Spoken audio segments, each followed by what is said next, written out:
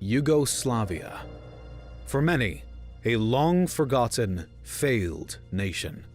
For others, an all-too painful and recent memory. A once-united federation made up of 6 neighboring republics, Yugoslavia's existence was never a simple one. With constant ethnic and religious division, it seemed that it was only a matter of time before a breakup would be imminent. But was that the only cause of Yugoslavia's collapse? And how did the ethnic disputes actually lead to the destruction of an entire federation? The presence of division and discord between the different ethnic groups within the borders of Yugoslavia had existed for a long while. This was not by any means a new development within the years before the collapse of the federation, but the matter did worsen following World War II. Previously, Yugoslavia had actually been the Kingdom of Yugoslavia. This kingdom was then transformed temporarily into the Democratic Federal Yugoslavia, and shortly after, the Socialist Federal Republic of Yugoslavia. Before the expansion of republics and particular ethnic groups within Yugoslavia, there was already significant disunity between the Serbs and other ethnic categories, which served as a shaky foundation from the start. While nationalism was a raging problem within the Federation from day one, there was a short stint of partial harmony, thanks to President Josip Broz Tito. Tito was a wonderful promoter of unity and brotherhood, and his efforts to curb the dangerous nationalism within his federation was impressively effective for some time. Moreover, during Tito's term as president, Yugoslavia became a regionally powerful nation industrially and had a effective economy. It appeared that the troubles of Yugoslavia were a thing of the past, until Josip Tito died.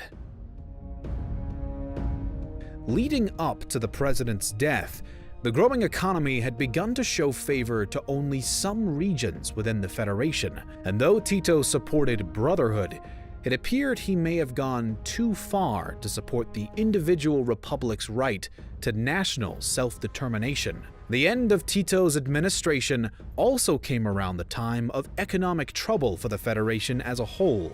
Yugoslavia was now heavily in debt after the 1973 oil crisis and trade barrier complications with the West, which quickly reversed the success that the Federation's economy had originally achieved. This also exacerbated the ethnic divisions, most notably between the south of the Federation, which was viewed as vastly unproductive and undeveloped, and the entities of Slovenia and Croatia.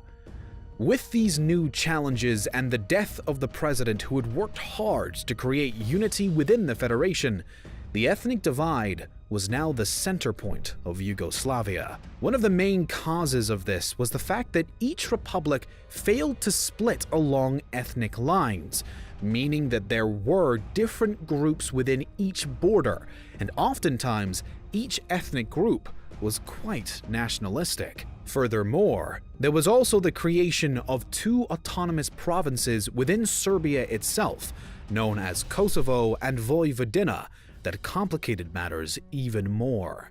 When protests broke out in the late 1980s, as ethnic Serbs throughout Serbia and the autonomous provinces tried to fight back against particularly the Albanian majority of Kosovo, the thought was that Serbia's communist leader, Slobodan Milosevic, would react by creating some type of unity.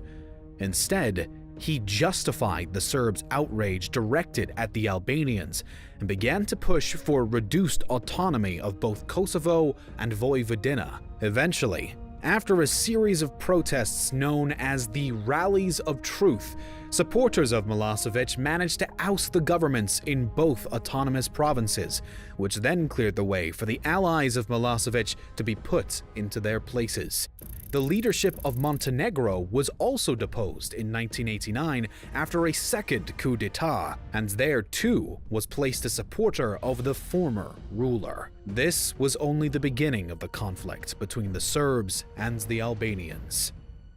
Croatia and Slovenia were now joining the Kosovo dispute, coming to the support of the Albanian majority, which greatly angered the Serbs. Protests continued to be held, and both police and military forces were called in to deal with what the Serbs viewed as an attack against Serbia and Yugoslavia as a whole, mostly in reaction to Kosovo's calls to become the seventh republic within the federation. One Bosnian politician and current president of Yugoslavia, Raif Dizdarovic, tried to calm the tensions in 1989 with a heartfelt speech to the Serbian protesters.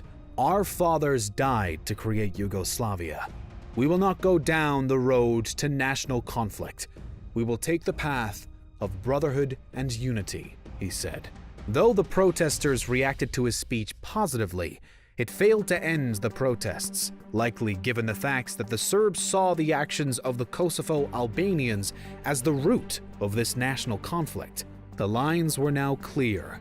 It was the Serbs against the Albanians, Croats, Slovenes, and even the leaders of Bosnia and Herzegovina. The conflict was nowhere near over. As the bickering republics aimed to resolve the disputes politically, the divide only seemed to widen, and Yugoslavia was forced into a multi-party system across all 6 republics. This was a major blow to the communists in the Federation, as most of them were beaten by the end of the 1990 elections. The fall of communism coincided with the same decline throughout the Soviet Union and its other allies, and pushed the nationalistic identity within the Yugoslav Federation even further. This sparked even more ethnic tension because there were minorities within each republic, such as the 12.2% of Serbs in Croatia that were suddenly being threatened by their home's oppositions to their ethnic identity. In this specific instance, the new Croatian leader Franjo Tudjman claimed that he would protect the Croatian people from Milosevic and the Serbian threat, which created backlash from the ethnic Serbs in Croatia. These Serbs established a new separatist organization in which they demanded to be reunified with Serbia in the case of Croatian secession from the Federation. This soon triggered what was nicknamed the Log Revolution, where Serbs in Croatia attempted to take control of the Serbian majority town of Kin and appealed to the federal military for support. When Croatian helicopters filled with the armed special forces were sent in to quell the revolt, the Yugoslav Air Force decided to intervene and ordered the Croatian helicopters to turn back and stay away from Kin, or else they would be shot down.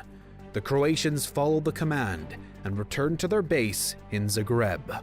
As tensions continued to boil over, a period known as the Yugoslav Wars broke out in 1991 throughout the Federation.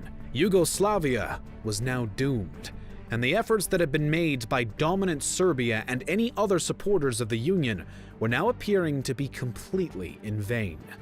In June of that same year, Croatia officially declared their independence, despite disapproval from other republics. This independence was delayed by 3 months through the Bri-Juni Agreement, but was nonetheless imminent.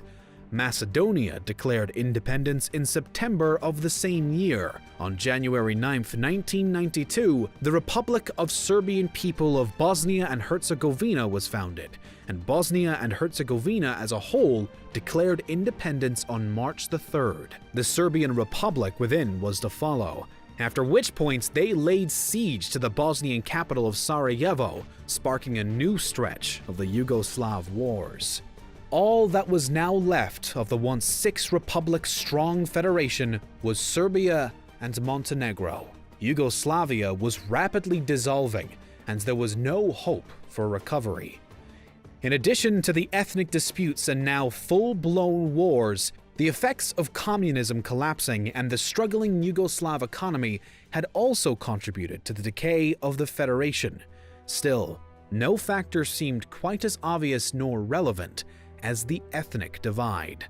This is what led to the utter chaos within the dying Union, and what would eventually cause the official dissolution of Yugoslavia, now only made up of Serbia and Montenegro, on February 4, 2003. the federation transformed into the State Union of Serbia and Montenegro, which was no more successful or stable than its predecessor, and itself broke up on June 3, 2006.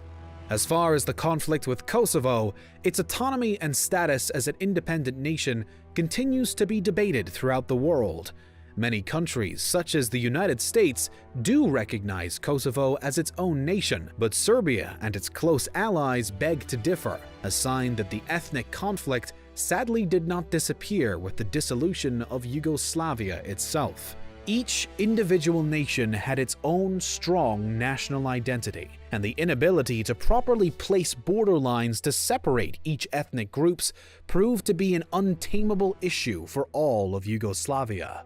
In the former Yugoslavia, Croatian and Serbian were considered one language, also called Serbo-Croatian and Serbo-Croat. Today, largely because of the connection between language and national identity, there has been an effort to have Serbian and Croatian recognized as separate languages. There are certain differences between the two languages in vocabulary, grammar, and pronunciation. Moreover, they have separate writing systems. Serbian uses both the Cyrillic and the Roman alphabets, while Croatian uses the Roman alphabet exclusively. The two languages remain mutually intelligible, with only minor dialectal variation. For that reason, some linguists refer to the two languages together with Bosnian under the single name of Bosnian Croatian Serbian. While the economic and political challenges that the Federation faced were clear exacerbating forces pushing towards a final collapse, it was truly the ethnic division and the lack of brotherhood that destroyed Yugoslavia from the inside out.